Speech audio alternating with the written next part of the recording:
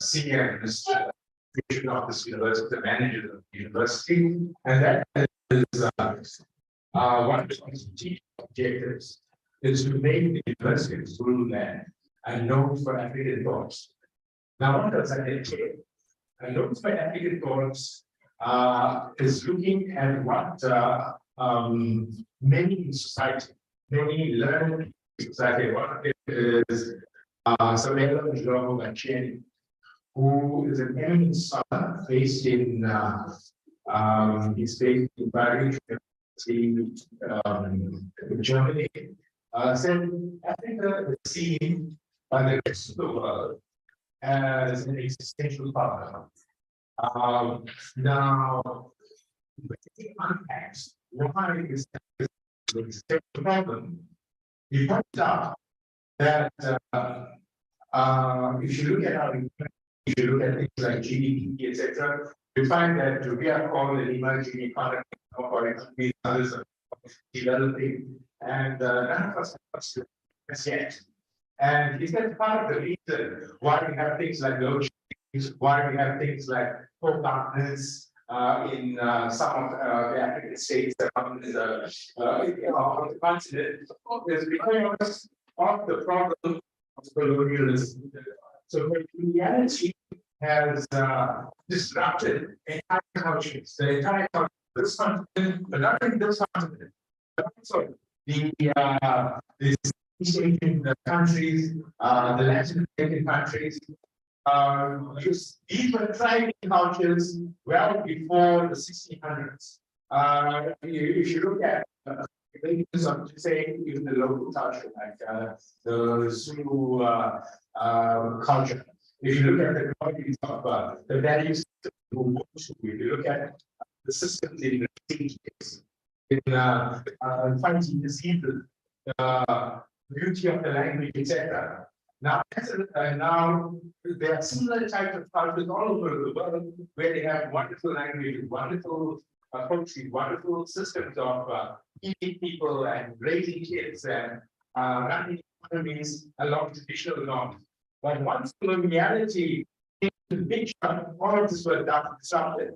And what happened was a foreign system was imposed on an existing thriving system. And the foreign system insidiously and actively sought to remove traditional cultures and place it in. And so this is how the problem of coloniality came in. If you look at the challenges we face at the university, if you look at what's your mother tongue, and if you look at the language you are studying, and you find the challenges of having to learn another language, to learn concepts that are very straightforward, but because you have an added barrier of not being able to learn it in a language that you're familiar with, it causes barriers. Or you're learning parts, and what it means is you work extra hard to now figure out this foreign language, to assimilate it into the way you understand it, and the whole project of a node for African thought is to question what is relevant to our culture, what is relevant to the South African culture, what is relevant to us in the sense of regaining the glories of the past, of cultural heritage that was suppressed due to foreign imposition of something that was current. And the whole notion is contained in the term called decolonization of the mind. And what that means, it means that we have to rethink what's our value system, to rethink what sort of language we want to be educated in, what sort of topics and what sort of subjects we should choose, what is important for us to thrive as a nation. And in essence, this is what the whole project is. I understand the students. I've been part of workshops, etc., with the university and institutes, and has invited me on how I should be thinking about myself as an academic, myself as a lecturer, and myself as a South African citizen, how I need to readjust my mindset.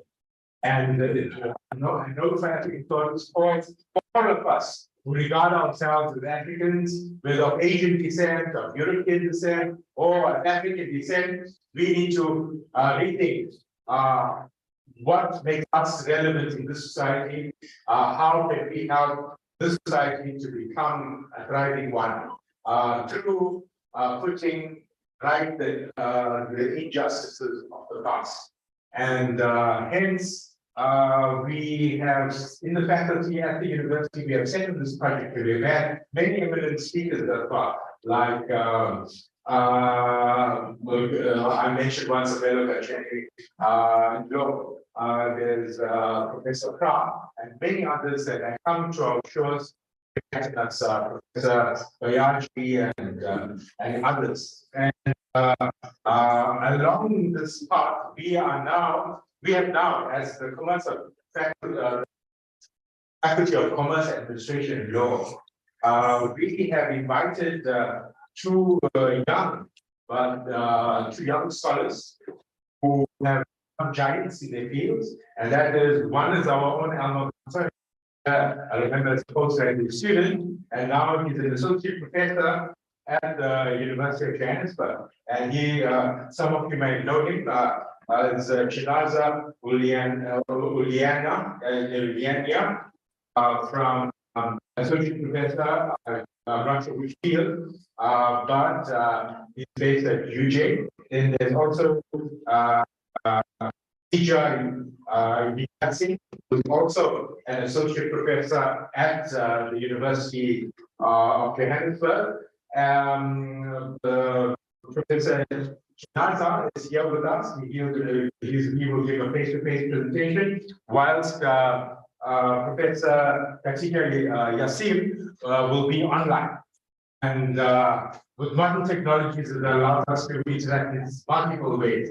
And so this is really wonderful. And so without much ado, we'll hand over the floor to Chinaza to come forward and do a talk. And then after, we'll have Professor Yassim will give her talk, and we'll have discussions and engagements and comments. Thank you.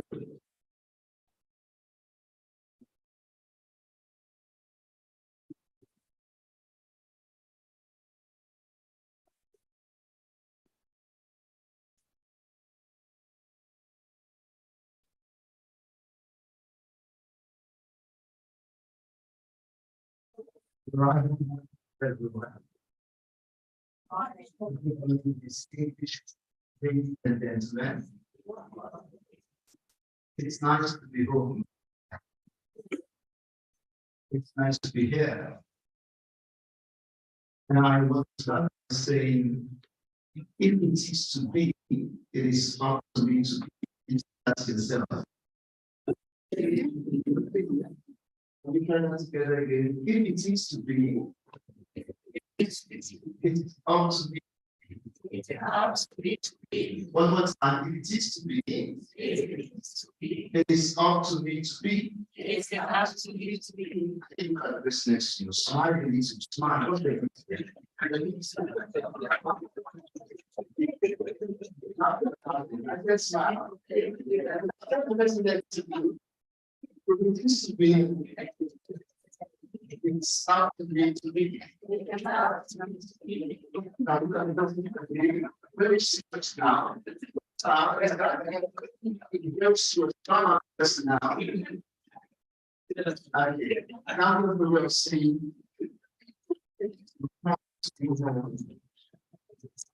Appreciates the being. The diversity, all lecturers, all superstar,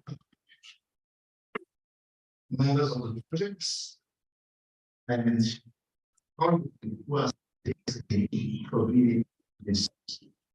And I'm sure that there will be a slight change for a drastic change after now.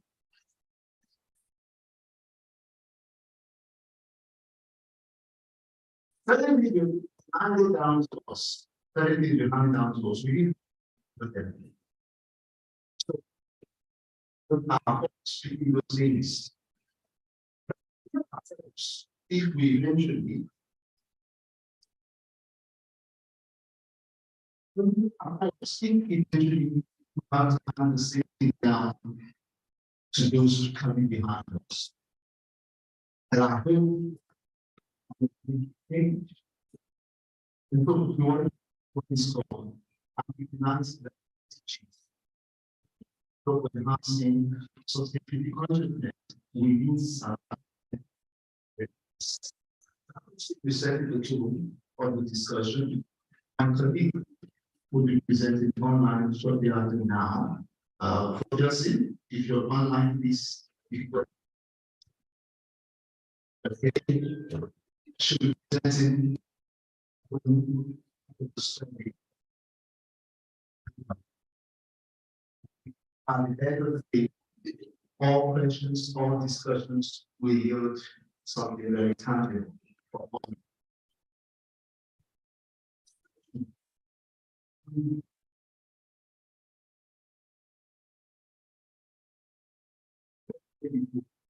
Let's agree when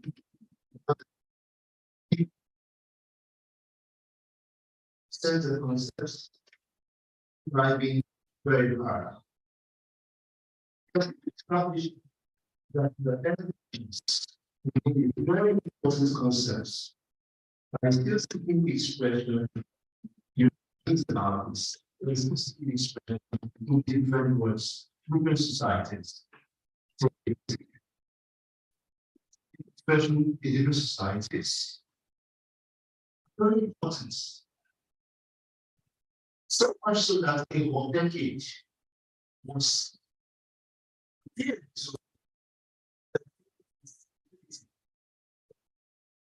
But not the chance. First, there, find us.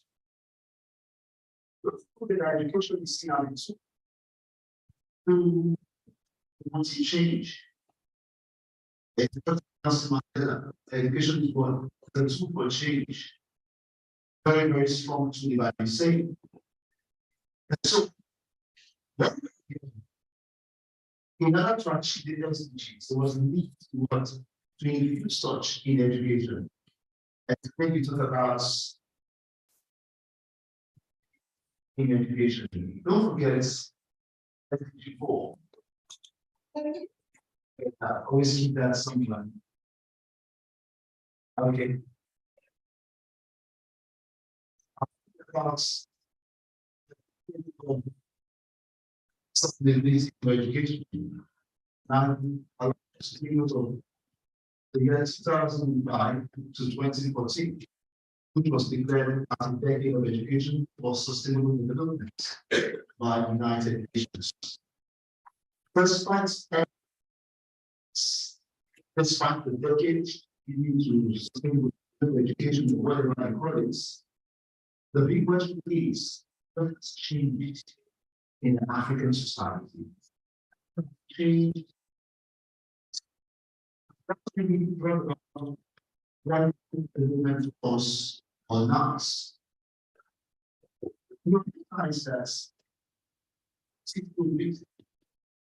in our space, one minute to see a big thing in our space. Several other issues are 50 minutes at space.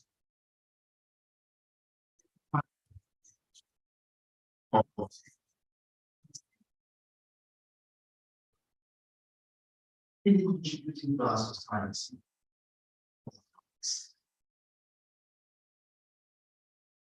The question is, what could be wrong?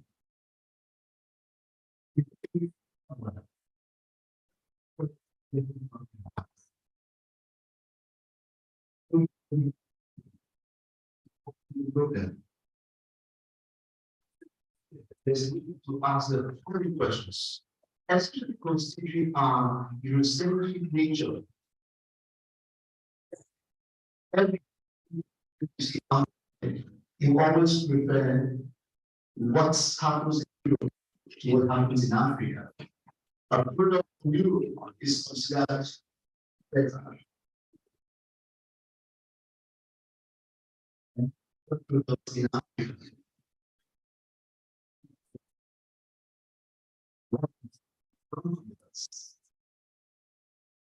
The same challenges are always involved. That if we continue to get the user mindset of people, we should ensure to answer the question, we have the same challenge we go against. If for example, a scholar or by Flora 2013, Flora came up with this of what rural society looks like. Rural society in the European and the Western world. You can make it like how to find rural society. Rural society in Western world are going to rural and rural community. Basically, there are no airports. So there's no airports. That would be similar to rural society. But by asking, what's rural society?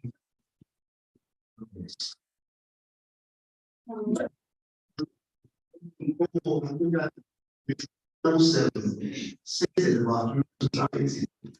Nobody read through that. Describe rural society.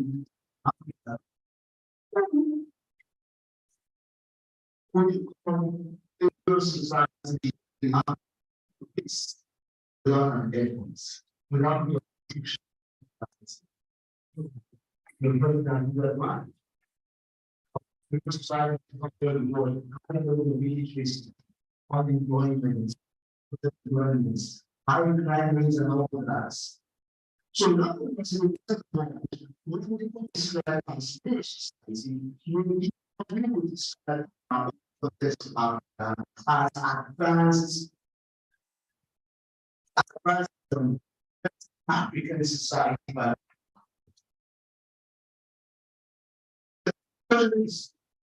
how do we want to solve the same problem that is trying to solve?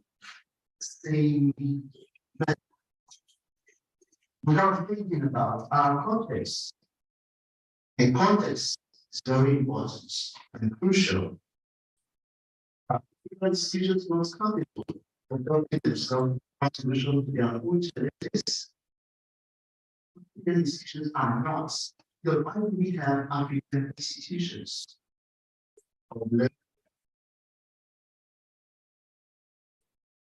It was the experience and enjoyment of the developments. My answer will be yes. However, it can't be done like that. That's the piece of the 1960s, the early 1960s. If you read the work of a scholar by this 1973, the surprise of the three posited that in early 1960s, when African nations recently became independent, the things I was driving in this was the principle of competition, organization, and organization. How do you talk to the African organization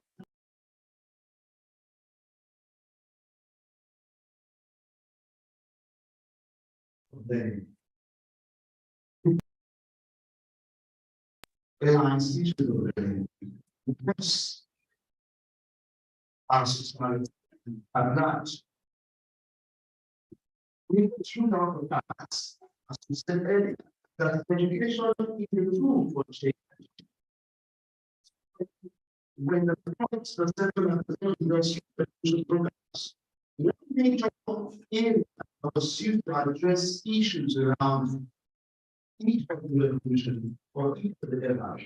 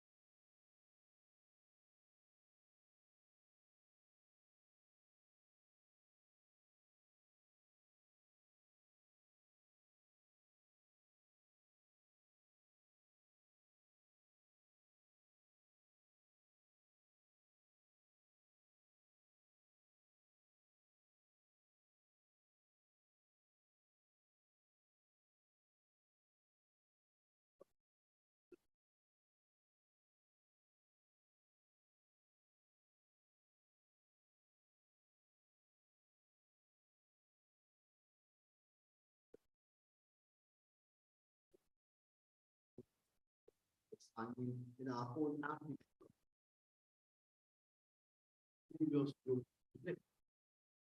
And I'm glad.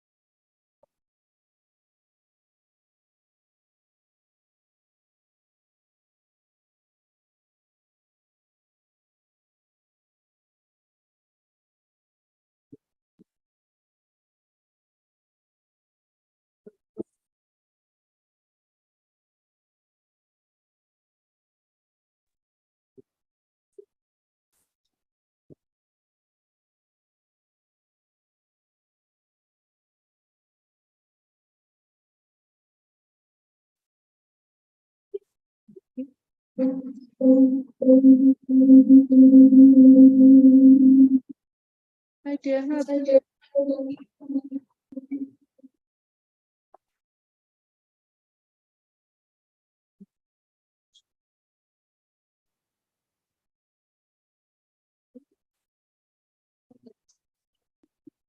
It's just okay.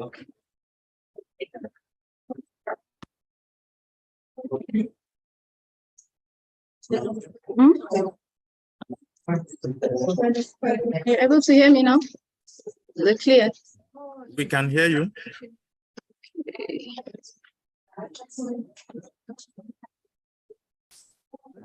We can hear you, Ayanda. Yeah, they can hear you. I think it's clear now.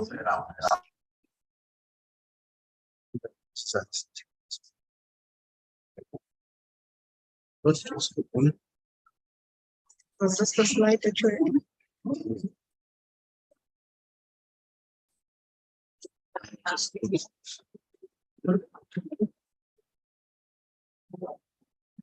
Can you hear me? I don't think so. All right, can you hear me, please? Yes, we can can hear hear you, me, right? Prof. All right, great. Okay, so back to our discussion. Sorry for the technical issues.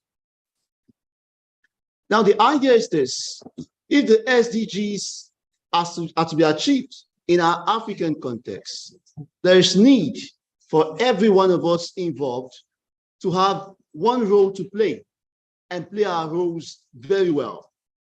And that's why you hear scholars like Ngugi wa Thiong'o, and thanks, Prof mentioned Gasheni earlier, actually pushing for things around decolonization.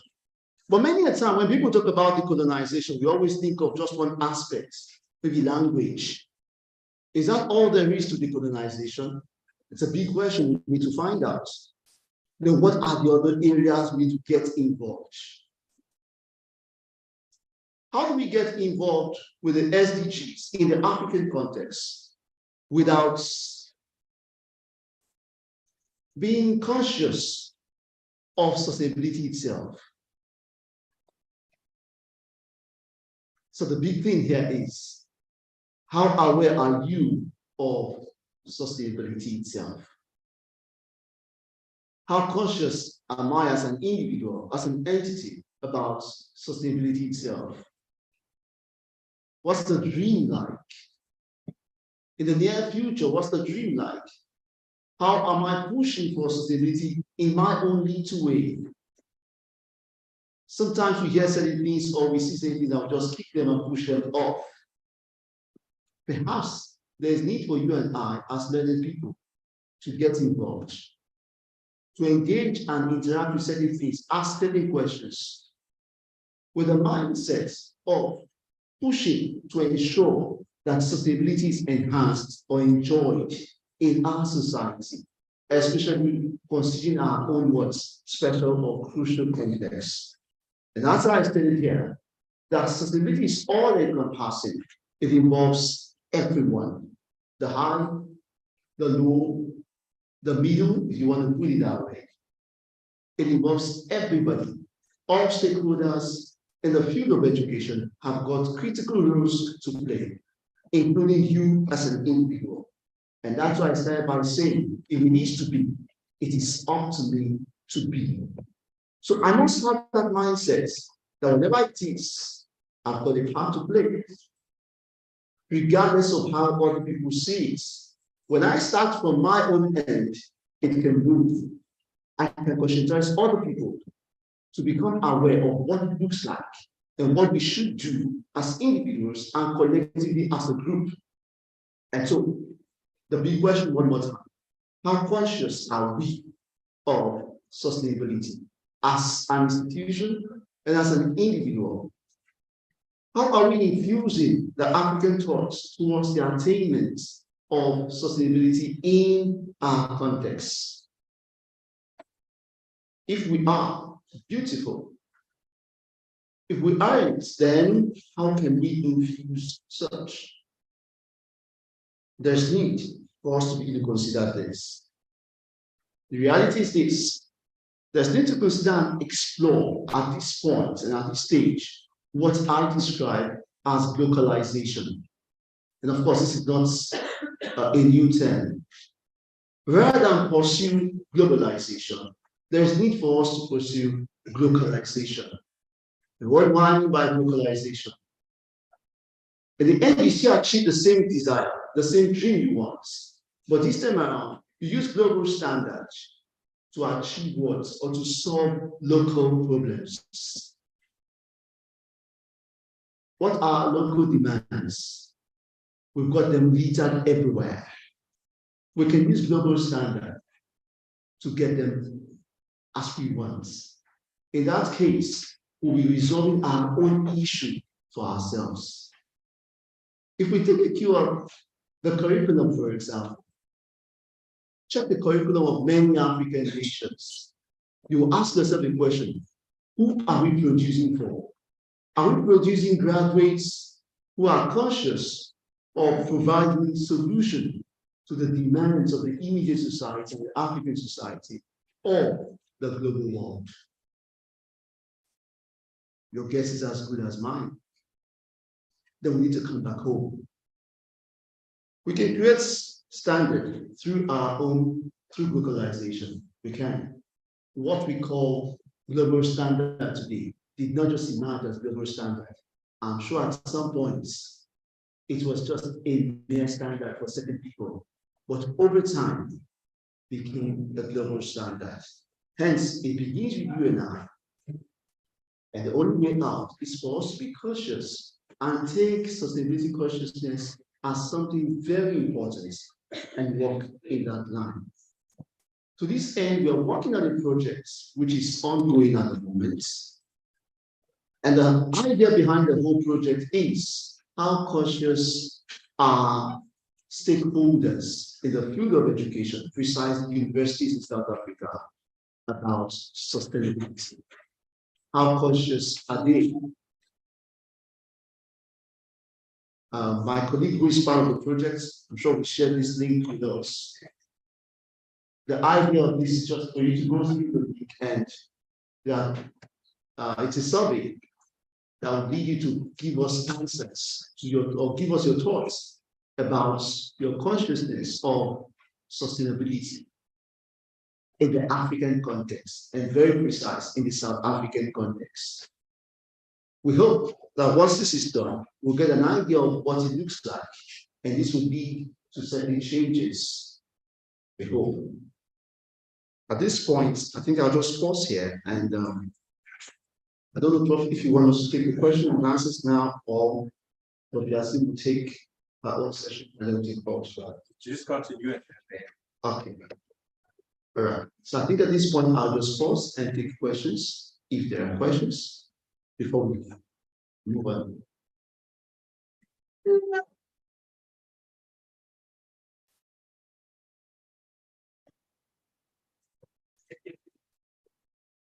Also check on that.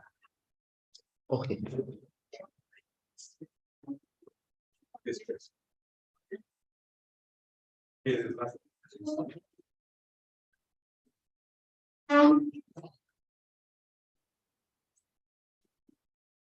Okay, I think I should allow Prof Yasin to go on with her own presentation, and hopefully, if there's any question thereafter, we'll always work on that.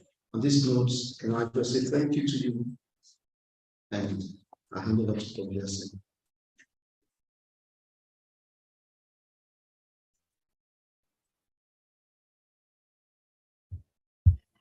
Greetings, everybody from the University of Johannesburg.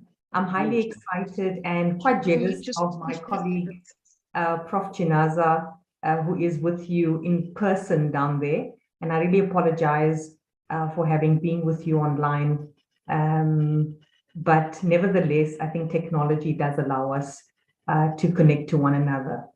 I am highly excited to be a part of this conversation, and I really hope that, as you listen to some of the things that we are wanting to share with you today, that you also, in your mind, cement some of your own questions about your role, the university's roles, and how together we can sustain a better future for ourselves and for generations to come. I'm just going to try and share my presentation on the screen. I don't know if somebody could just tell me if the presentation is visible.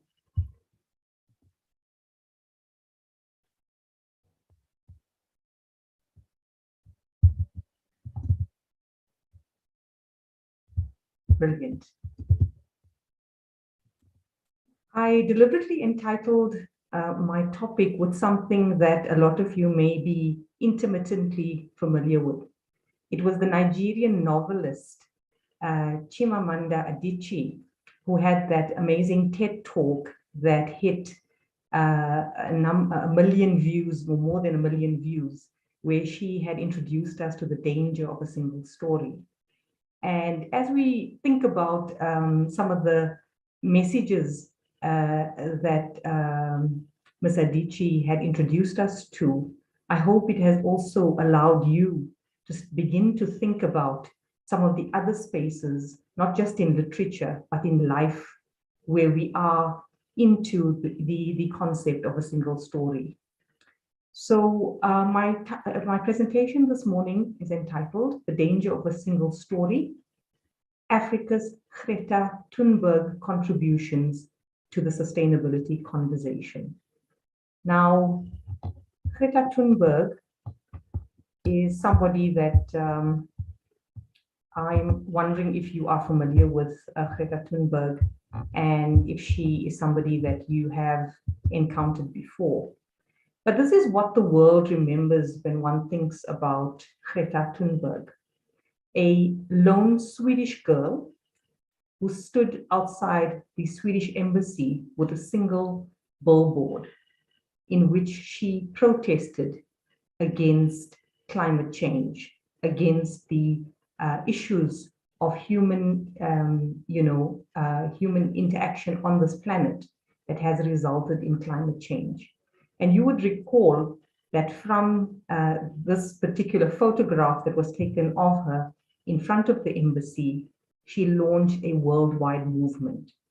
So when we think about sustainability, when we think about sustainability consciousness, when we think about the state in which our nation is and our continent is at the moment, it doesn't need an entire group of people. It doesn't need just the political mindset to make change. Sometimes it can just begin with one human being.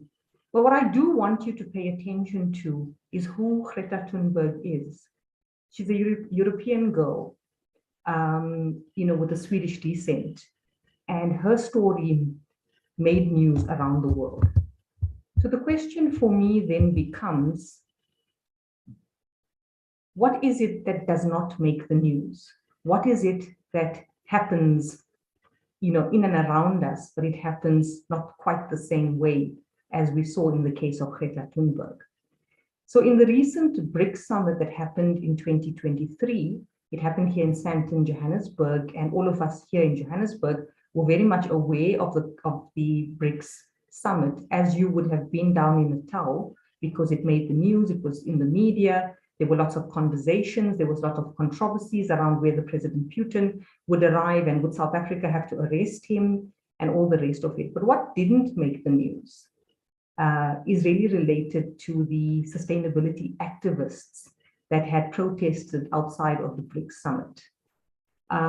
You would also recall from the media that the Chinese government had been very magnanimous in gifting South Africa many solutions to our power challenges, to our load shedding challenges.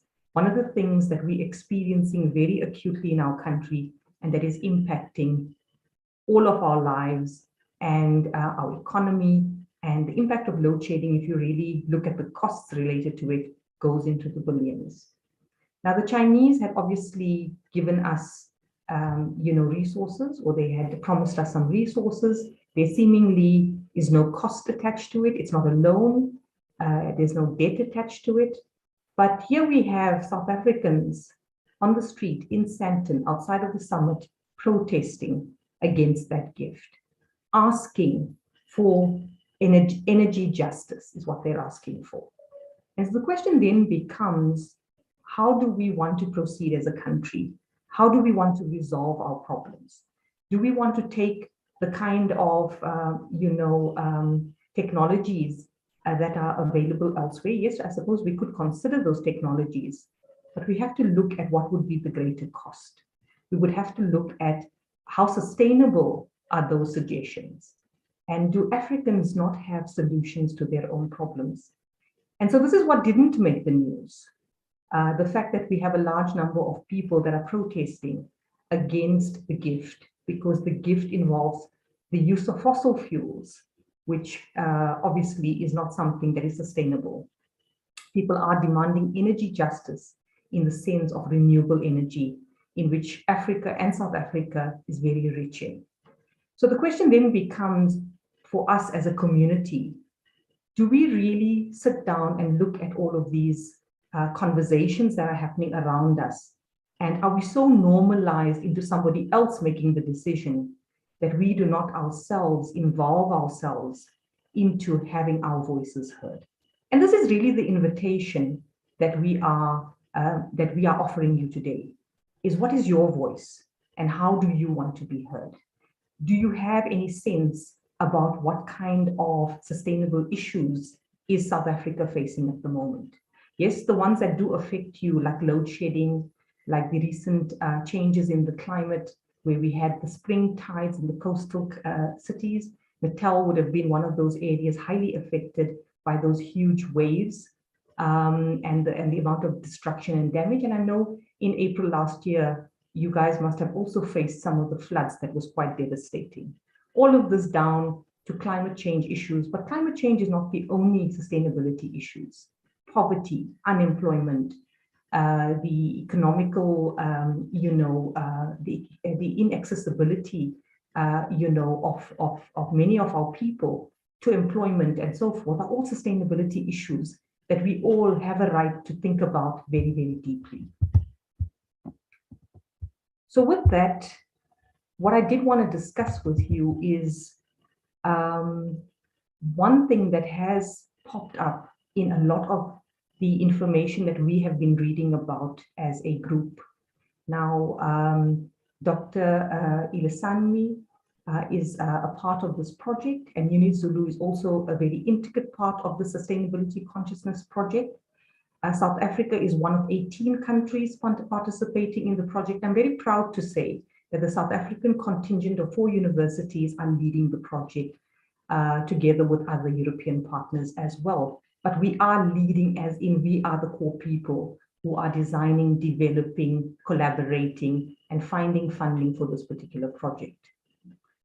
So one of the things that has surfaced is that when we look at the Sustainable Development Goals that have been proposed, they offer a Western ontology, and they are promoted by a neoliberal developmental model, which is actually something that could not promote other kind of ways of being. It does not, for example, take into account indigenous knowledges, does not take into account a lot of the African ideology that also has to be part of the conversation. So Africa and other developing nations are asked to cement themselves yet again into 17 Sustainable Development Goals that are focused and developed and prospered and put forward by a Western ontology. And so the question for us then becomes, do we rewrite history, or do we continue with the status quo, as it is? So we as a group, as researchers collaborating in a global project, and we fondly call it the SUSCO project, which is Sustainability Consciousness Project, we are offering a central locus to the African voice. And we are wanting for the work that we do to have not just a presence in the collaboration, but to have an equitable presence. And one of the ways in which we're doing that is what I want to share with you today. So just to give you a little bit of background around the SDGs before I share with you exactly how we're going about our process of Africanization, we find that the South African government has taken a number of policy measures, and you'll find it in a lot of the literature that is emerging from the government, not just with the BRICS and the G20 summit that has happened recently, but with a lot of the issues that South Africa is experiencing at the moment, including load shedding, which is a major one. We are finding that there are many, many policy measures taken. There is a lot of shop talk around, the pressure to achieve certain critical SDGs. But no matter how much of talk is happening, no matter how much of investments are happening in wherever it is happening in whatever small pockets, we are finding that it has been an ongoing challenge to transform individual and organizational behavior. And as Professor Uliania mentioned to all of you, it does begin with all of us. Each one of us has a role to play here. Each one of us has a voice here. However, whatever is being done at the moment doesn't quite lead us there. Well, certainly it doesn't make the news, what individuals are doing and how they are promoting some of the ways in which we can achieve the SDGs. What we are hearing over and over again is that the SDGs need to happen by 2030 and that we are far behind the mark. Whether we look at SDG that involves equal education for all, whether we look at the SDG that looks at gender equality, whether we look at SDGs that involve economies and no poverty and so forth, all of that, if we had to take a register against where South Africa and Africa finds itself, we find ourselves at a deficit. We don't find ourselves solving many of these problems, even though there is a lot of pressure to do so.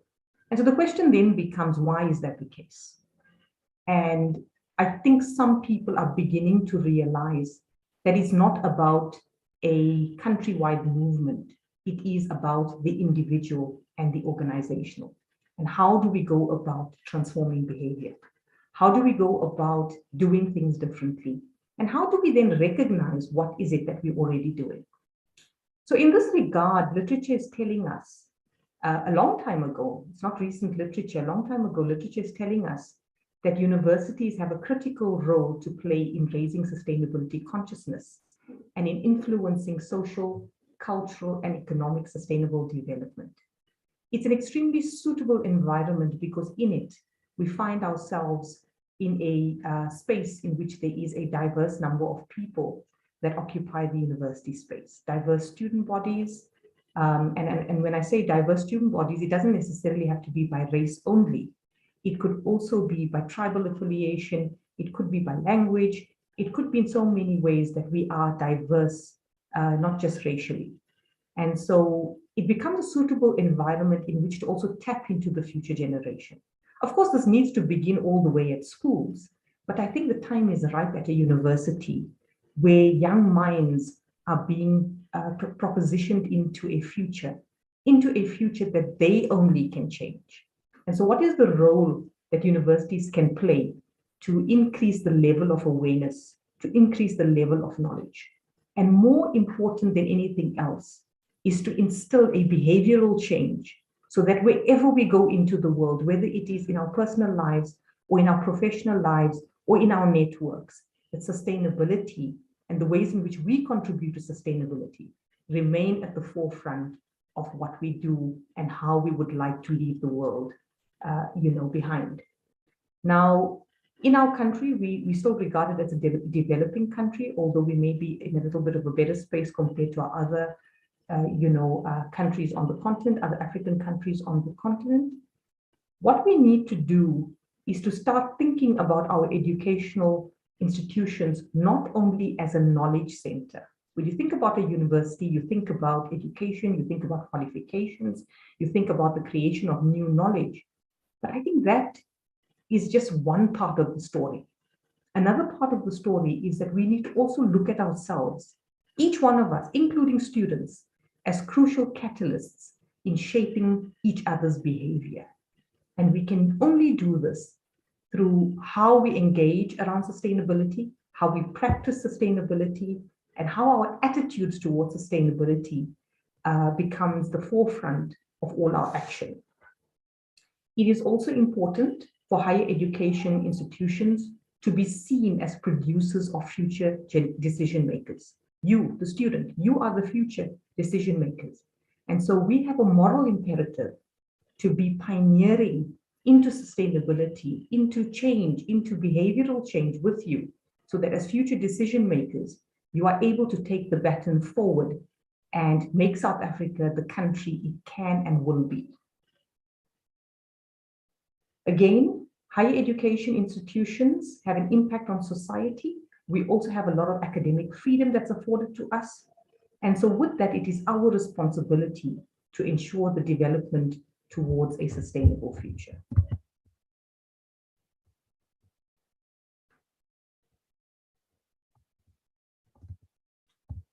So as my colleague, Professor Uliania, had explained, our Sustainability Consciousness Project is a global project.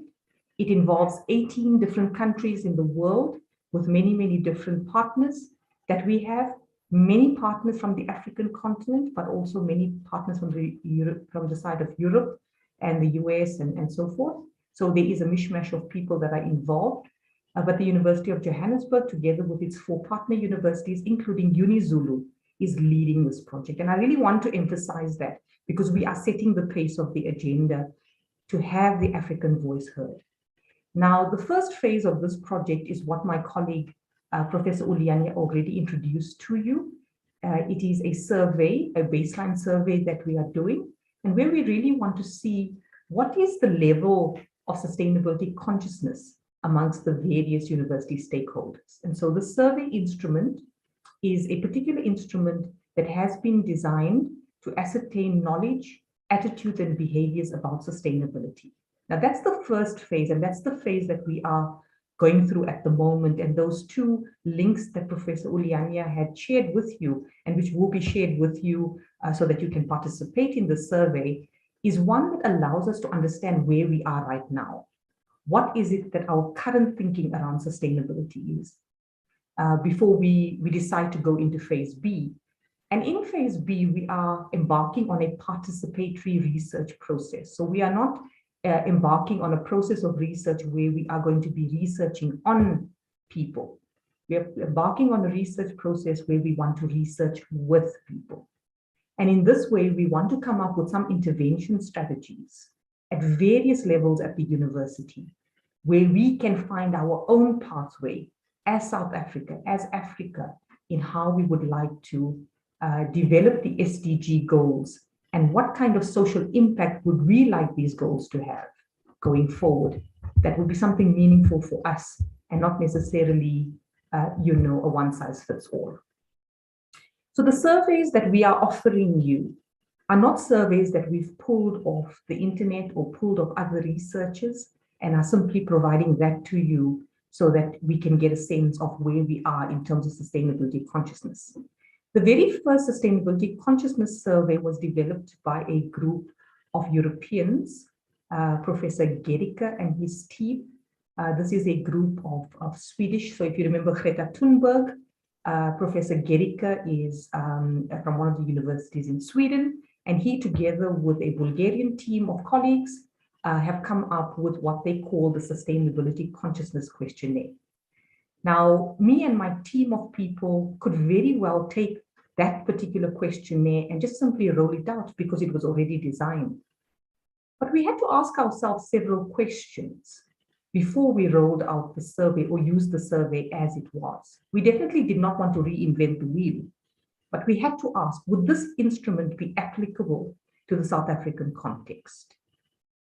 And if not, what do we need to change here? How do we see sustainability that might be a little bit different to the way the Europeans see it? And the one thing that we very quickly realized in our conversations with Professor Gericke and team is that we don't all understand sustainability in the same way. And so on the first page, when you open up the survey instrument, you're going to find that there is a particular Africanized concept of sustainability that we are proposing. We have proposed this particular definition of sustainability from a number of different conversations, from a number of different readings, and from a number of different ideas that have emerged from the African context.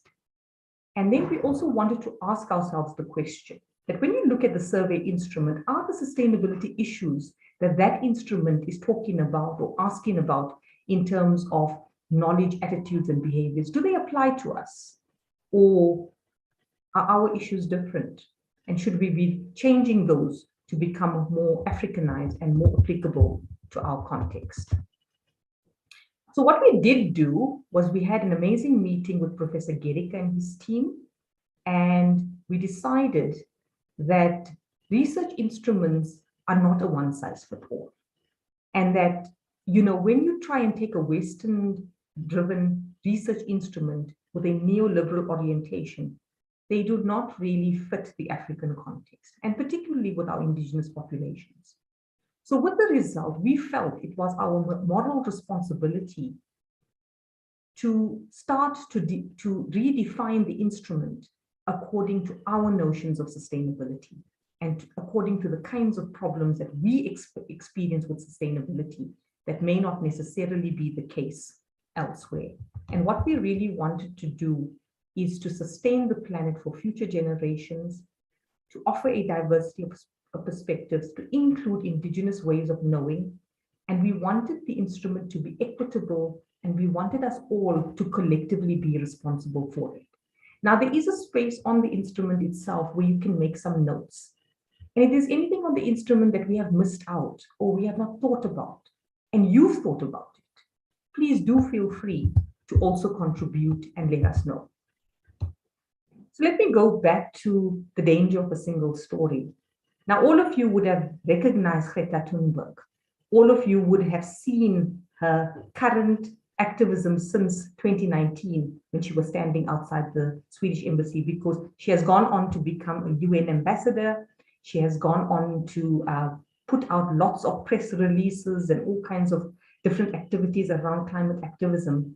But I'm almost certain that if I were to whoop around the room, whether online or in the space down there, that you've never met Yola Ngongwana or Annalisa Ngedezi, who are both South African versions of Greta Thunberg. Both these two individuals, school-going kids who are about 16 years old, come from Khayelitsha. They are from the Eastern Cape originally, but now reside in Cape Town. And they had some issues living in environments that are not conducive, where they have to live in shacks. I mean, Khayelitsha is is a township in its own right, but it has got a huge group of people that live under very dire conditions. I mean, the recent reports of wind activity in Cape Town would have let you know, or fire activity as well, when a lot of these shacks had burned down. And both these individuals appear on Wikipedia, by the way. You can read about them on Wikipedia. But the Daily Maverick also ran an article on both of them and the kind of climate activism that both of them are engaged with as part of their contribution to make the change that they would like to see in the world. So whether you see yourself as a Yola or an Annalisa, you have a contribution to make. We have our own stories to tell. We don't have to always popularize only the Greta Thunbergs of the world. I don't mean that that's not important, but we have our own people that we also need to look up to. And so with that, I end my conversation by saying it all begins with us. And I really and truly hope that you will take the time to respond to the survey, that you also take the time to be a part of phase B, where we do a lot of participatory work in getting the kind of interventions that makes the Africa voice heard. Thank you so much for allowing me to present to you today, and I really enjoyed this conversation.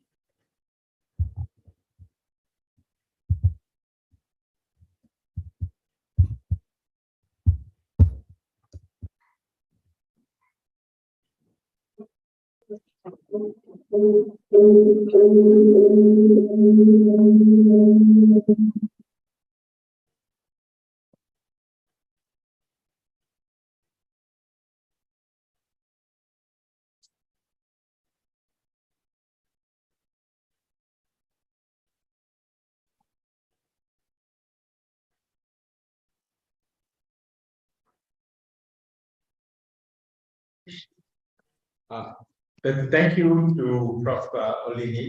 Oliana and Prof. Yassin for your scintillating discussions around raising sustainability or consciousness.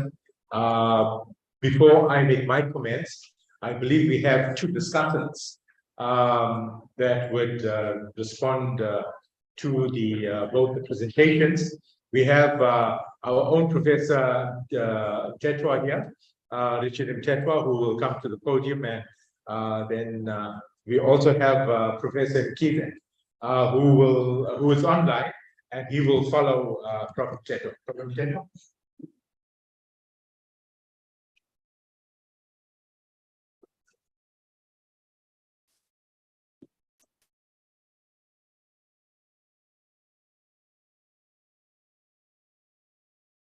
Thank you, Prof. Thank you so much to the presenters for presenting the thought-provoking presentation to the students. But before I engage in the discussion, I just want to start my discussion by asking the two presenters a question that was once asked by Professor Joseph to say, is Africanization the same as decolonization? When we look into this interesting topic of Africanizing the Sustainable Development Goals, before we embark on this Sustainable Development Goal, we had the Millennium Development Goals, which came to an end in 2015. And most of the Millennium Goals were not achieved, specifically most by African countries. Then the United Nations came up now with a new Sustainable Development Goal. My question is Africa going to achieve the Sustainable Development Goal if they're going to achieve the Millennium Development Goal? And the question that we should be asking ourselves is one to say, what strategies and what mechanisms we put in place to make sure that now we achieve the Sustainable Development Goal? And also, are we going to be able to correct the mistake that African countries did by failing to achieve the Millennium Development Goals? I like the question that you ask.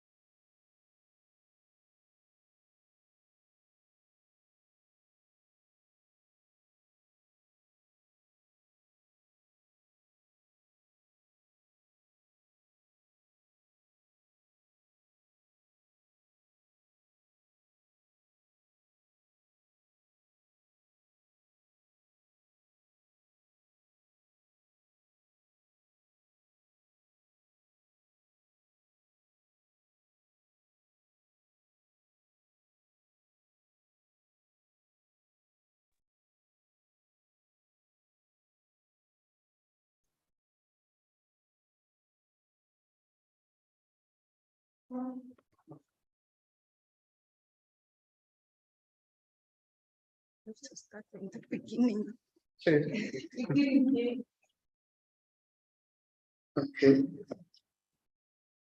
Sorry about that technical glitch. Unfortunately, I'm told to say to start up because the people online were lost again, so they didn't hear what I was saying.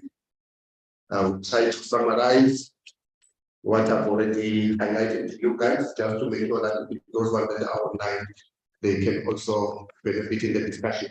I think I want to start my discussion by asking the the presenters a question that was asked by Joseph Bellman to say, can we consider Africanization to be the same as decolonization? And I said, before we have sustainable development goals, we had the Millennium Development Goals, which most African countries were unable to achieve. So what strategies and what mechanisms are put in place now in making sure that we will be able to achieve the sustainable development goals? And I wanted to then I posed the question to Professor Bielna to say, he mentioned to say education has to play a major role in making sure that we achieve our sustainable development goals. Basically, he said it's not only when we talk about our education system, it also refers to our students and it also refers to our lecturer. The government has to play a role in making sure that we achieve sustainable development goals. Then I was asking, are our students and lecturers ready to take that leading role when it comes to sustainable development goals? I like Professor Yasin also highlighted to say we need to conscientize our students so that they can change their behavior and understand the issues when it comes to sustainable development goals. I wanted to take you back a bit from 2015 to 2016 when we had the issue about the bronze mass movement. It was a good starting point, but I think more discussion and engagement now has to start now. If you can look into the road mass movement, the stage in the road, but are we, if I can quote the words of Professor Kacheli, share a workshop with us to say that stage in the Rhodes University had fallen, but we are the stage in our hearts fallen as well. Because we might destroy the stage of the Rhodes, but only to find that the stages that are in our hearts, they are not yet destroyed. So which means short of fall, that we destroy the stages that are within us. Professor Yasin, you I like the title of your presentation, the danger of extreme story. So basically, we are saying that Africa should also be ahead. I like you to look into the past meeting for the G20 countries. The African Union has been presenting themselves to be part of the G20 countries, but all these years they've been ignored. It's only now that they are taking Africa into consideration, and the African Union has been included into the G20 countries. The question is, what has been happening all these years when Africa was also already be involved into the development of the world, but then they were just ignored. So you are saying the data of the same story, and you say students must also play a very important role in changing their behavior. So now, do you think Africa is ready to share their story? Because from the point that you are raising, you are saying that which Africa should also be heard. But are you ready for that particular program as African student and also as African university to be heard? I thank you.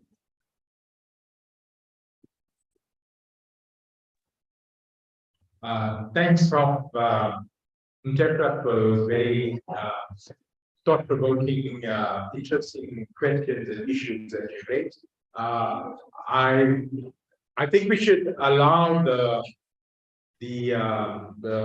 presenters to respond to your thought-provoking questions. First, we'll have Prof. Engineer. Thank you so much for complex indeed, thought-provoking questions. Really. I wish we could just put Africanization on one side and put decolonization on the other side. And then we see if there can be a marriage between the two of them. So you are the priests now in the middle.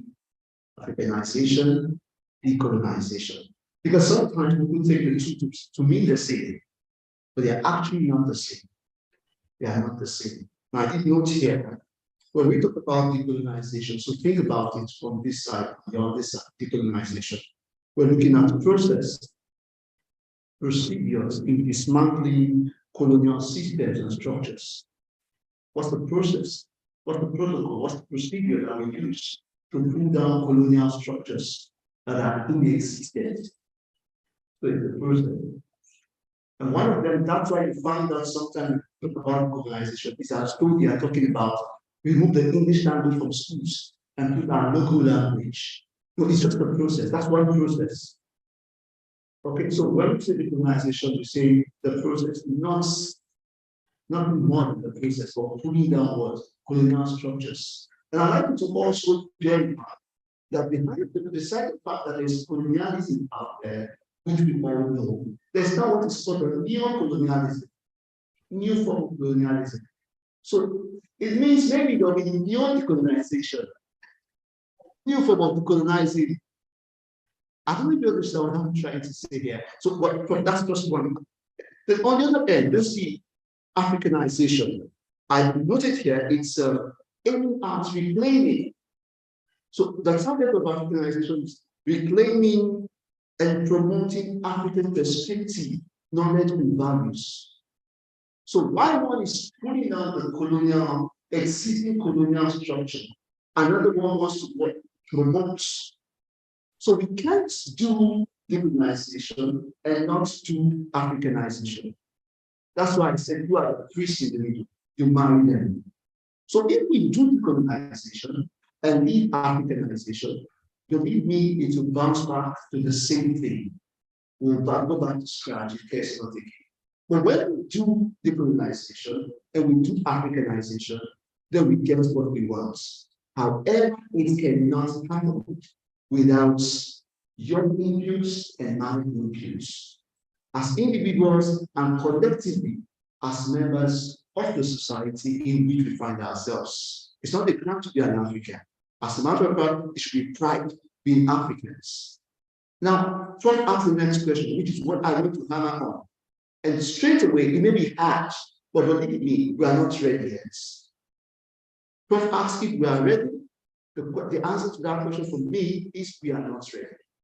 And a very good example is what you saw and what it brought up. There is need to engage. And can I say this as students, when we engage, the worst somebody will say is, I don't agree with you, or I don't buy your thoughts, I don't buy the language or your opinion. That's his idea, but you are heard your view. So there's need to engage, and you must engage. You can't do without what? Engaging.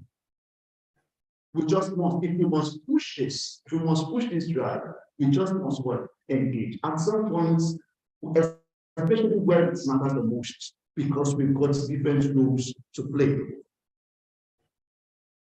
Another way is take a look at the curriculum.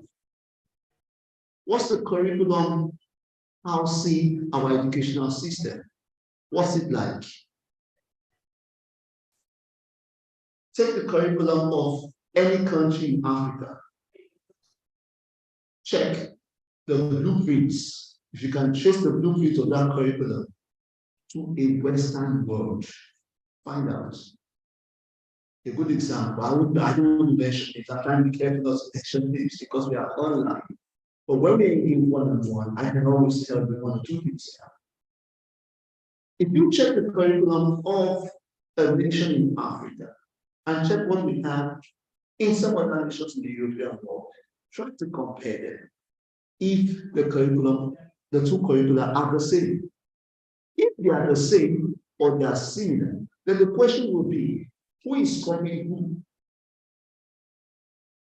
I see the smile there. That smile tells me something, that you know who is copying who.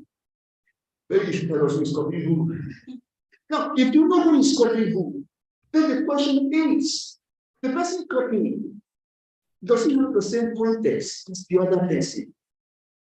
And I think what's a very typical example of the case of rural society. If you see this is how rural society is in this part of the world, and this is how it is in this part of the world, then why design the curriculum of a rural society in this part of the world to be the same as a rural society in this part of the world? They are not projecting the same thing. Two different societies projecting two different things. And at the end of the day, the fellow who is here is trained and produced and capacitated to a point that he or she becomes maybe, and I use the word maybe, not necessarily true, maybe relevant for that society. What irrelevance to this society? I don't even answer the question. I believe of the Yasin may have one or two things to answer your question.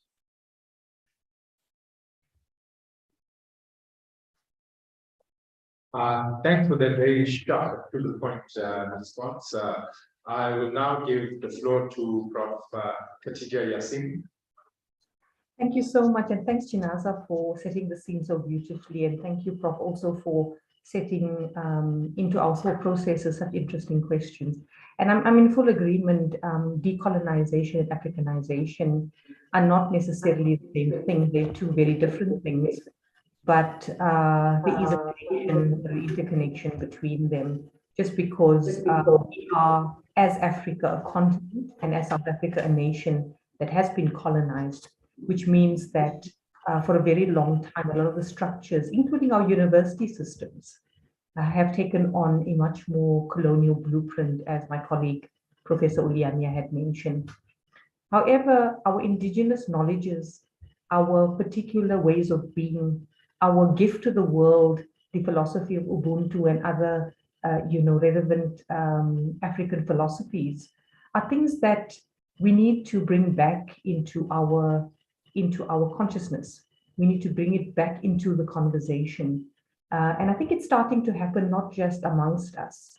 However, I think the decolonization project, the Africanization project, has also been going on for quite a number of years, particularly in the university environment. How successful have we been at that, is up for debate. But what I will say is that the student voice in these matters carry a lot of weight, they carry a lot of power. And it is part of your demands as part of the hashtag Fees Must Fall that brought into a really live kind of way, that you do not see yourself in the curriculum. And again, we come back to the same conversation. Whose curriculum is this? Whose knowledge is, and what counts as knowledge and what is discarded? And this is where our collective responsibility resides. That even in any class that you attend, or any lecturer that is preparing, to deliver something to the class, that the notion of bringing in alternative ways of knowing should be there.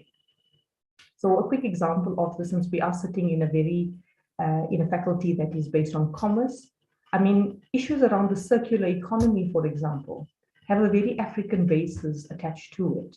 But how much of that do we promote? How much of that do we engage with?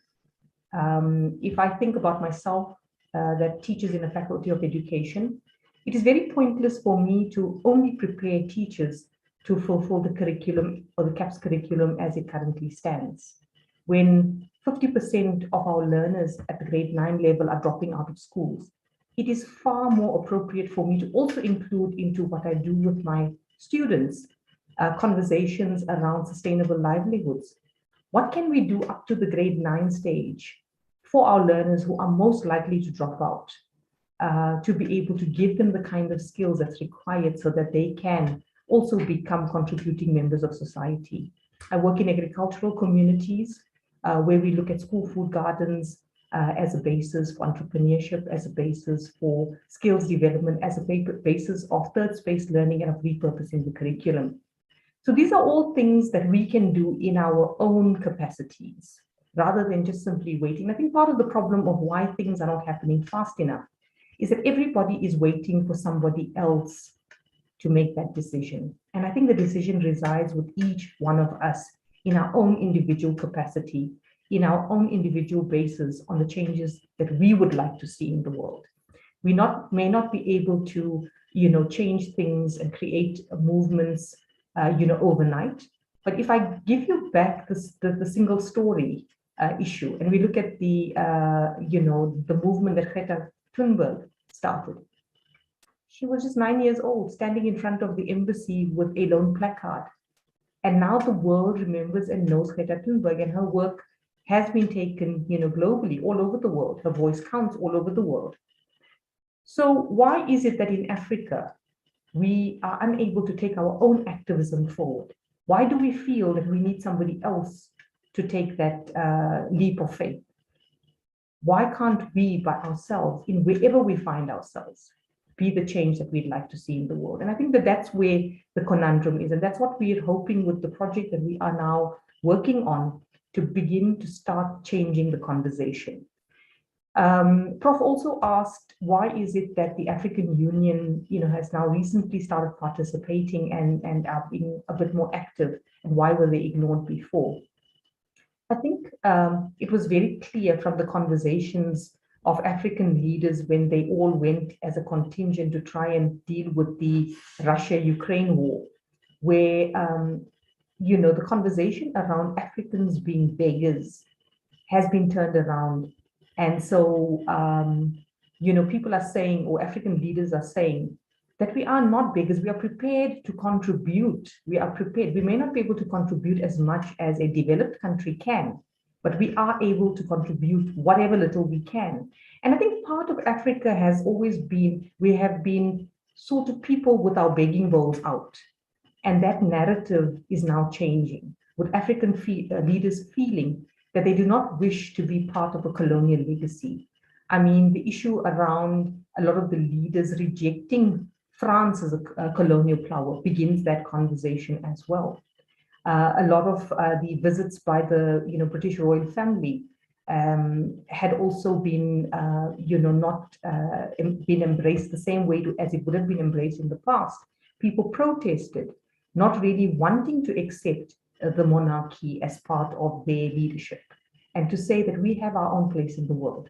And so, Prof, I think that even though maybe we have come late into this realization, the issue is that the realization has come to the fore. And now the question becomes, how do we influence our future decision makers?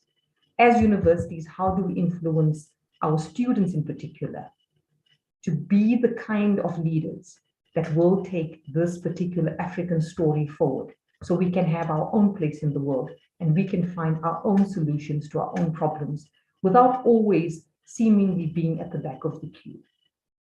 So I hope that that has sort of, in a way, answered some of the questions. But I also would like to urge people to start looking within our own boundaries.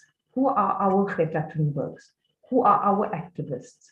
Who are the people that we need to forefront in our media and other spaces, rather than consistently look beyond our shores? Thank you.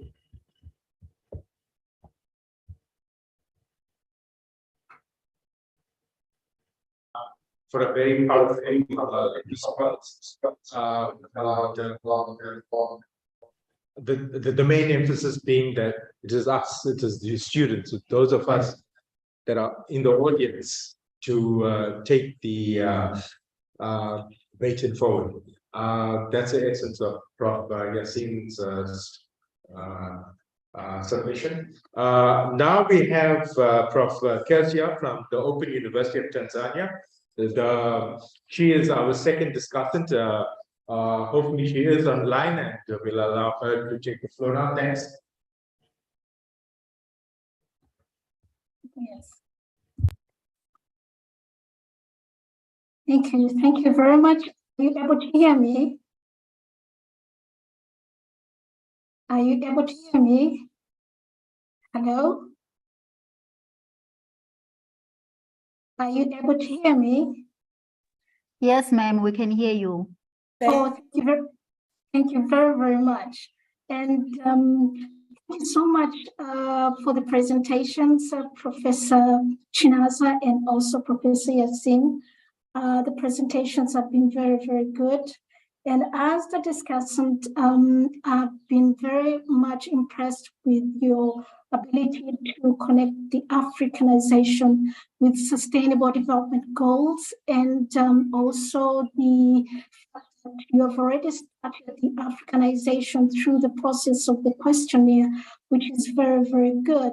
Very, very good that you've been able to see that the questionnaire was not within the context of Africa, and how can we customize that within the environment of the African context.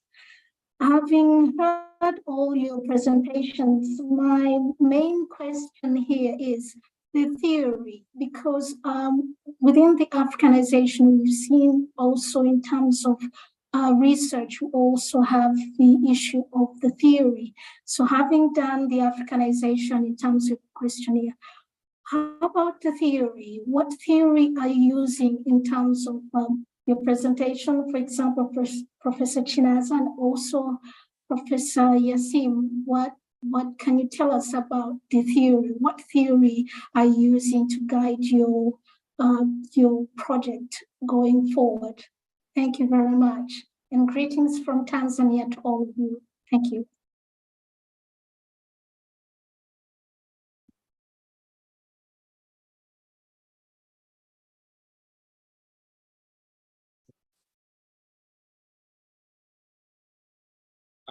Thanks, Dr.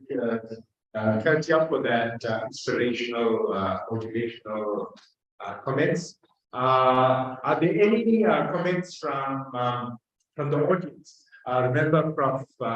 Yassim, even Prof. Linnea,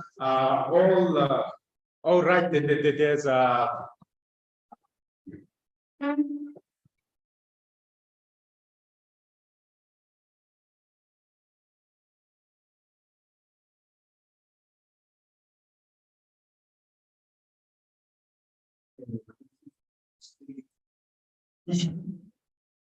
I will start from the appreciation for the program. Thank you. And I will share the sunset. It has something about economies needs some justification of political, economic, social. And if the sense of Africa is first colonial state, then there is a logical step.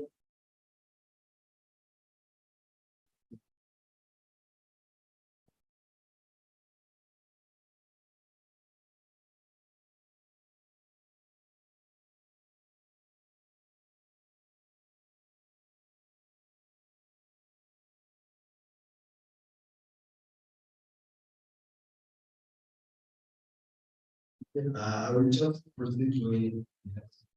Then my second issue is that if colonials will start to preach one by another, then there is a negation of colonialism, which is decolonization, a process of unlearning what we have learned.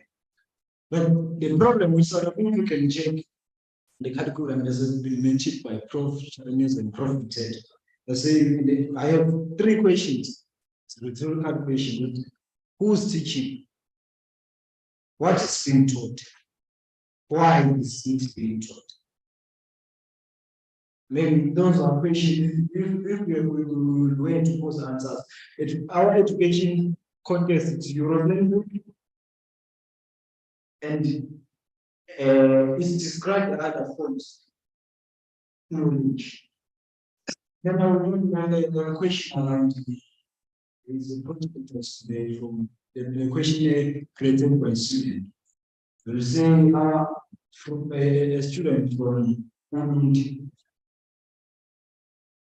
we have different answers compared to a student from Sudan. Even the condition of the student is never explained, has never expressed the same thing that I experienced from Burundi. So I have my own answers. So there's like the steps, some of the things that we have to deal with as South Africans. Maybe from the side of academics, we can check our academics doing this. We have black academics and they are human beings. That's a part of the thing that we have to go to. Then my last point will be around the question that was put by Africanization is the same as decolonization. From where I said in our industry, it is not the same thing. But knowledge is meant to be universal. You create people who think in a certain way in different countries. That in that way we have the knowledge. presumed to be UNICEF. Thank you very much. I don't think anyone wants to respond to the students' comments.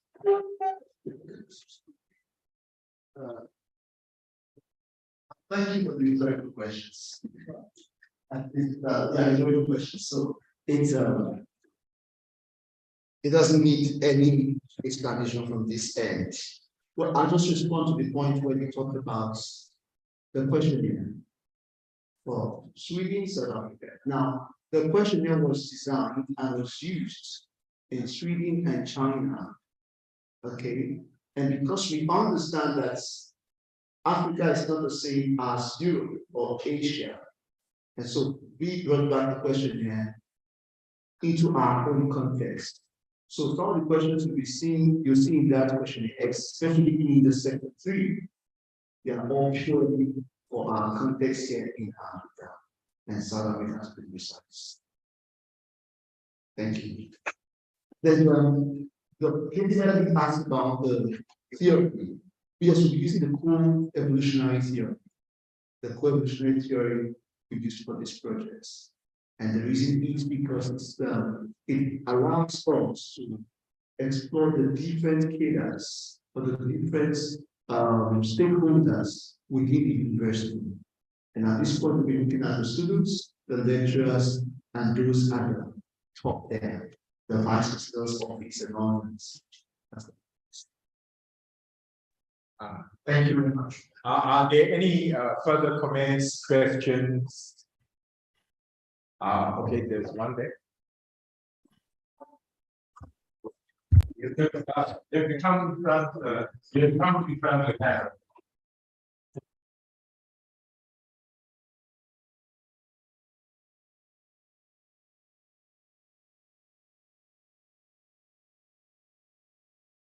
I'm very nervous. Greetings to all the professors who came here to share this great information with us within tonight. So amazed. I have both questions and comments on the organization. So so I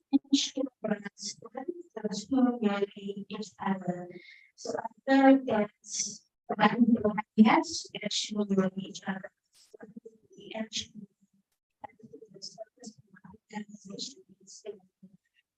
purpose of having strategy that I because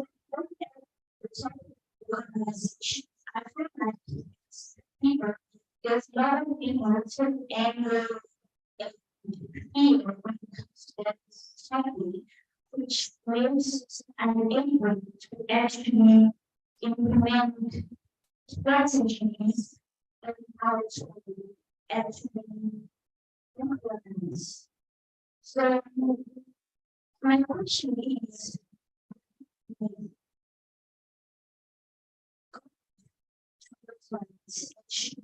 focus on the implementation because I don't think the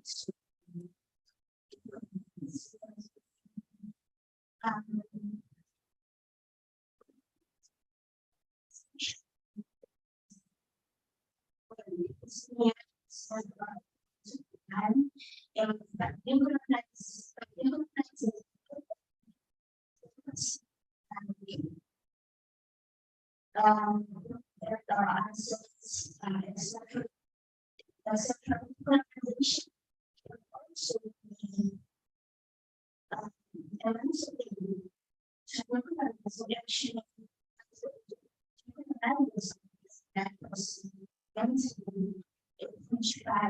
can also now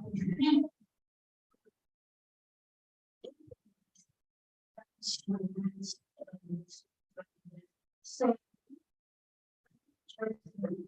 Africanization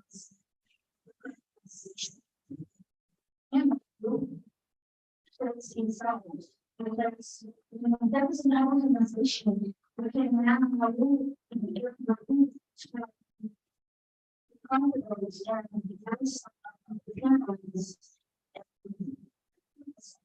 thank you so much.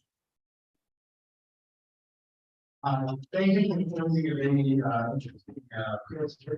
I see this one where the camera is eager to respond to an answer.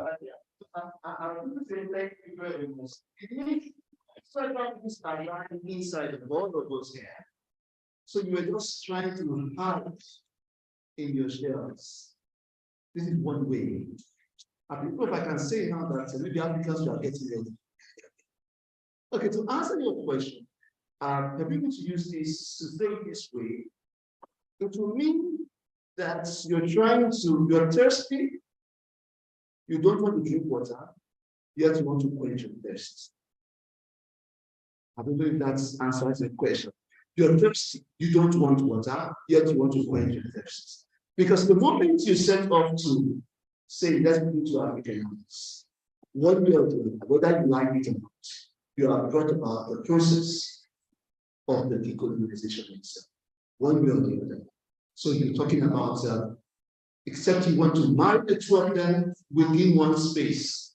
I can tell you the truth, with time, you won't even know, to just spring up, we're Africans. Thank you. Thank you, Dr. William. There are two comments from Prof. Yassin. I will just read them out. Okay, sorry. Okay. Okay, Prof. Yassin's first comment is based on the Ferrerian philosophy of humanizing pedagogy, and teaching and learning encounter is dialogic. It's about enabling the inclusion of all ways of knowing rather than imposing a specific agenda. In this sense, we learn from and with each other. So the second comment, the theoretical base for this project is the co-evolutionary theory of organizational learning, as the conjecture is that every organization with its stakeholders has a specific DNA derived from its history and its people. It is this DNA that offers the building blocks for sustainable change. Our current engagements move away from transformation, which is out with the old and in with the new. Yeah. So the very interesting comments. I'm not sure if there are any other responses, other comments.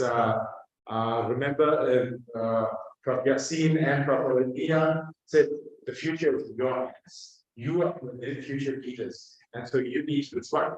Come to the front, if you have comments, you need to come and tell it on the camera. And it's a very hard thing to see that already we have 3 young students who are confident to come to the forum and present their comments. Thank you so much for the platform. My name is Sandy. Mine is not a question, but it's just an input. I also like to extend my gratitude to the team who had this initiative and everyone who's come, because sometimes we do reach such things that we don't really realize what might be helpful to us. So thank you so much. I think also to add on my fellow mates who just left the stage, said in terms of the Africanization and decolonization. My thought was we may just refer back to the preamble of our constitution, whereby we recognize and acknowledge the injustice of our past and not dwell on that, but instead look into the Africanization more instead of trying to solve what has to a millennium, just like Professor mentioned that it took a millennium and still it is not solved. So if we would rather focus and in support of everyone implemented, that we can just focus more at the focal points, which is Africanization, but while doing that, not neglect the decolonization part. Thank you so much. Thanks, do we have further comments, questions, suggestions? How much time do we have? You have 17 minutes. Online, are there any comments, questions, suggestions on that?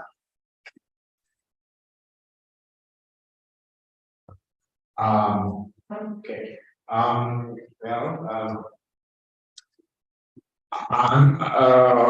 Okay. Well, firstly, this initiative was really a wonderful initiative for the first time, but perhaps because I'm so busy that I don't engage much with my own colleagues, and one being Dr. Ilesani, who is part of this very interesting initiative.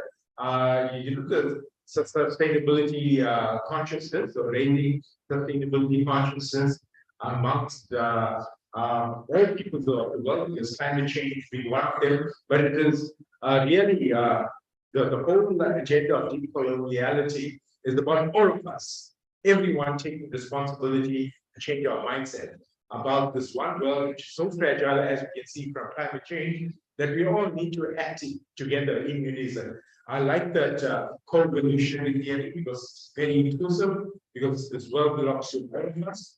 I like the way Prof. Olivia mentioned globalization. Global standards in local context, finding local solutions. It speaks to the whole idea of multiple epistemologies, an ecosystem of epistemologies, ways of knowing. Every culture's way of knowing is as important. And for too long, due to colonization, the African epistemologies have been excluded. And this whole talk, if you look at all the talks that we had today, is for inclusivity, is for putting the African knowledge systems at the forefront to the solution, that you'll find everyone echoed the idea of solutions, local solutions, African solutions. We have to come up with solutions. You, the next generation of leaders, have to come up with solutions. You have to grapple with the issues of climate change, of decoloniality, of Africa. Challenges of Africa will be the largest continent in terms of population in the next 100 years. And it's a blessing in the sense that we've got more people who would have skills and opportunities and so on, but it could also be a curse if we don't have the right systems in place. So it's up to us now to start thinking about these issues, to finding solutions, and that whole survey questionnaires is just very foresighted for the members that are involved, and all of them, one way or the other, here present today, either online or in person, who said, we need to look at it from our context, as the Chinese that look at it from their context, and the Swedish have their own perspective, but we also need to look at it from our context, because we need to find our own solutions. We need to see what our priorities are, what are our needs in this whole debate in climate change, in creating sustainable livelihoods, sustainable economies, sustainable society. And it is wonderful that that everyone is now thinking about it. I'm very grateful to the team for creating the platform for this initiative to occur, to Dr. Ilesani for being part of this forum that has initiated these discussions, and Prof. Olivia for coming here in person, Prof. Yasim for being here virtually, for Dr. Kurz here for giving her comments, and our own Professor Chetwa for raising some very lucid questions and very thought-provoking ones that will shape the way the agenda in the faculty unfolds regarding this debate on Africanization, decoloniality, and I must say we have, as a faculty, we have hit the ground running, and without the involvement of our partners from UJ, from the Tanzania University, from Sweden, and elsewhere around the world, echoing what the co-evolution theory is saying, we cannot find solutions to the world's problems. And I'm glad that so many of you have attended today to raise your consciousness, so that, as Prof. Yassim said, that by you raising your consciousness, by you talking about these things amongst yourselves, you will start inspiring others to also change, to also discover what is coloniality, what is Africanization, what is climate change, what are the best solutions. Is my education relevant? Is my education preparing me for the next for 50 years or 60 years of active living in the society? Am I happy with what I've seen in the society? What can I do to change it? And this is what education is all about. It's a weapon, it's a tool for change, the tool for making our world a better place for all of us to live, for your children, for your children's children. And I'm grateful that you've all raised the occasion and come to this presentation. And I hope it's not the last, and I hope that many more to come, and our friends and partners who would that this is just the beginning of this momentum, which will be surging forward to for us to come up with solutions that are relevant to us, and that the world sees fit to be working with us to bring about positive change in society. Thank you very much. I think we have more comments from Yeah, sure. Come to the front. You got a comment.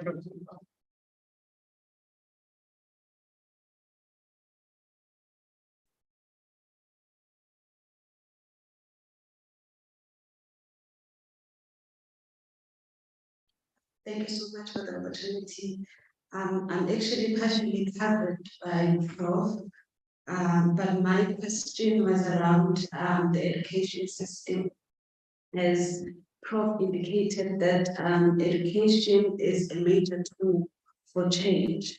And my question is, do we have any strategy or proposals that we have in mind to change our education system and to measure so that it can be aligned to achieving the SDGs? Since we are aware that we were not able to achieve the MDGs, what strategy do we have to change our current education system? Are we willing to change the skills that we offer to learners and students? Do we have anything in our minds that will actually equip our learners and students to be relevant for future employment, given that we have a very drastic change in the technology sector? Are we actually aligning our education system towards that? Are we willing to change the degrees that we offer so that they be aligned, so that people that will get employed with the degrees that we offer will be employed in the 50 years to come? So that is just my question. Thank you. Thank you very much for that comments, and I want to thank everyone for the contributions. I think one thing that is very clear from all the contributions, the presentation, is that we all have a role to play, and it's time for us to rise up and play that role. There have been a lot of African rising of consciousness, raising the consciousness among Africans. I think as students, as staff, as the investing community, we have a role to play. So on this note, I would like to invite Prof. Chili to give us the closing remark before we close for today. Prof. Chili. Okay, thank you. Thank you very much, Dr. Elinsami. Can you hear me? Okay, can you hear me now? Okay, thank you very much. Colleagues, greetings to everyone. I am Nogukanya Chili. This was a very interesting and thought-provoking presentations. Thank you very much to our guests. I will just start by thanking our presenters, both Prof. Uleyanya as well as Prof. Yasim, for their very interesting presentation, insightful presentation on sustainability, as well as how we can Africanize the Sustainable Development Goals. So thank you very much for your presentations. You know, when you are talking about the story of Greta, that we need to be our own Greta in our own spaces. We need to ensure that our voices are heard, and we need to ensure that we come up with the solutions in our own African problems, so that we ensure that we achieve the sustainability. So that was very powerful to both presenters, and it is aligned with our own strategic goal, strategic vision of the university, whereby we are saying we are the university, we are the node for the African thought. So how can we infuse Africanization in attaining these sustainable development goals? So thank you very much to both of you for your presentation. And I hope that Dr. Elinsami will be able to give a small gift to Prof. Shinaza, because he is there physically. Thank you very much, Prof. Shinaza, for coming there physically. We really appreciate, you know, all the way from Johannesburg coming to our university. Please, Dr. Elinsami, give Prof. Shinaza a small token of our appreciation from the bottom of our heart as the faculty, to thank you for coming, as well as for sharing those thoughts with us. Professor Yasim, you will get your gift when you come down to visit us in our university. So thank you very much to both of you. Then secondly, colleagues, I would like to thank our discussants, Dr. Mkwizu, all the way from the Open University of Tanzania, as well as our own Professor Mthethwa. They raise very thought-provoking questions as well, based on the presentation that was provided by the presenters, which I think it enlightened us. And we learned more from the presentation that the presenters were able to present to us. For an example, you know, how can we integrate the issue of colonization as well as Africanization? Are they different, the two of them? We were unable to achieve Millennium Development Goals. What are the strategies, mechanisms that are in place now to achieve the Sustainable Development Goals? So those are very interesting questions, and we learned from them going forward as to what is it that we can do? How can we involve our students? How can we change our educational system? How can we change our structures within the university to ensure that we achieve the SDGs? So thank you very much to both discussant, Dr. Mkwizu, as well as Professor Mthethwa, for those thought-provoking questions. We really appreciate both of you. Then, colleagues, I would like also to thank the organizers, really, the organizers of this webinar, starting with Dr. Elinsami, Dr. Damlola, as well as our Dean of the Faculty, Professor Heiling, because these initiatives, it came from them to say we are going to have the webinar on Africanizing the SDGs, and they gave us the program, they invited the speakers. So without them, we were not going to be able to host these webinars. Professor Hreiling was like, we need to invite our students, ensure that they are present so that they can participate. And we have seen our students engaging, participating, showing the interest on these particular issues that we were talking about. So really, we really appreciate the organizers, which include Dr. Elsami as well as Professor Hreiling. Thank you very much for organizing. Then we also thank the colleagues that were able to join online, as well as those that were able to join physically there at LTs. Thank you very much, colleagues, for your support. I've seen different colleagues joining there. Unfortunately, we were unable to join physically because we are not currently on campus, but we really appreciate those colleagues that are there physically and those that joined online. Then lastly, I would like to thank our students for coming. I've seen them coming in numbers at the beginning of the webinar.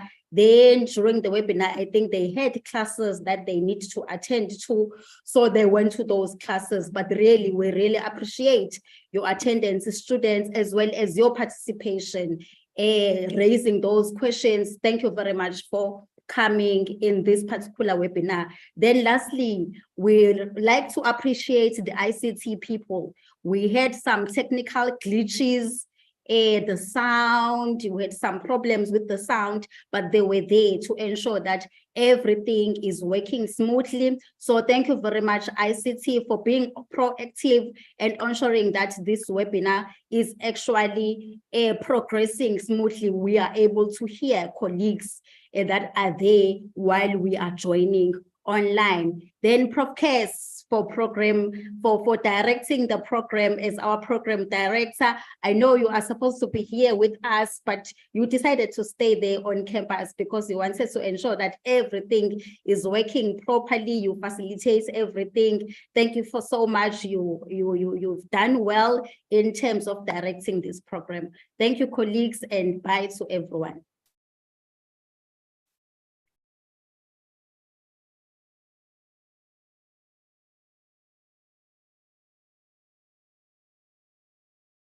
Thank the ICT for the effort early this morning because of the issues of electricity. We had to be running here and there trying to book alternative venue and all that. And they really tried, they called several offices to make sure that we get a place to be, but eventually be able to use this place. And also want to thank the CMD for coming, though it was a short notice, but they were able to come through and make the event wonderful. So thank you so much for that. So quickly want to present the gifts as a token of appreciation to Prof. Chinaza for coming all the way from Eugene. Really appreciate your coming, and hopefully Prof. Yassin will get us in the many times after that. Thank you so much.